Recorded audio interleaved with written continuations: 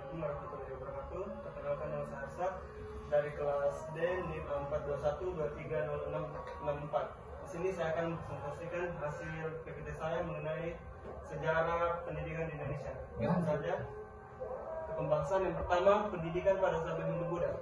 Awal Indonesia tidak memiliki bentuk pendidikan formal di zaman Hindu-Buddha. Pendidikan saat itu ditujukan untuk mengembangkan pengetahuan tentang kebijakan dalam agama. Di zaman tersebut banyak kerajaan-kerajaan besar yang menjadi cikal bakal Indonesia bermunculan. Persebaran agama Hindu-Buddha makin luas dan menjadi inspirasi moto negara kita, yakni Bhinneka Tunggal Ika, yang memiliki arti berbeda-beda tetapi tetap satu juga. Lanjut. Kedua, pendidikan zaman Islam. Islam datang ke negeri Zamrud Khatulistiwa pada akhir abad 13 dan mampu mencakup seluruh negeri di abad ke-16. Penyebaran agama Islam saat itu beradaptasi dari kebudayaan lokal yang sudah ada, yakni Hindu-Buddha. Pendidikan Islam tradisional ini tidak diselenggarakan secara terpusat, melainkan secara perorangan melalui para ulama di setiap daerah yang terkoordinasi oleh para wali di Jawa, yakni Wali Songo. Lanjut. Yang ketiga, pendidikan pada zaman kolonial Belanda. Datangnya kaum kulit putih dari Belanda menjadikan pendidikan di Indonesia terawasi dengan cukup ketat. Memang dengan dijajahnya Indonesia oleh Belanda, pendidikan kita mulai mengalami kemajuan secara formal.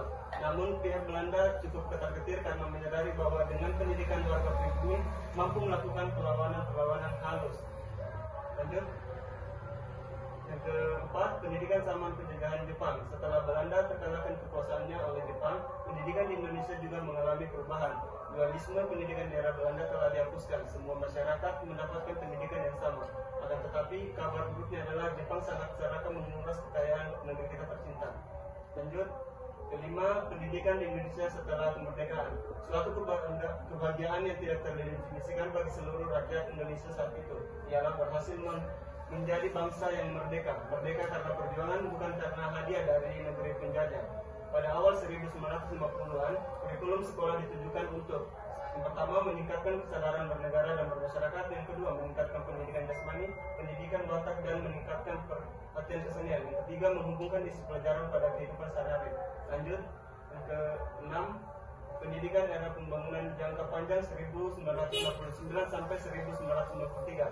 Indonesia telah merdeka dan negeri maritim ini memutuskan untuk melakukan program pengembangan dengan sebutan pembangunan jangka panjang di tahun 1969 sampai 1993. Banyak perbaikan di berbagai bidang, salah satunya bidang pendidikan. Lanjut.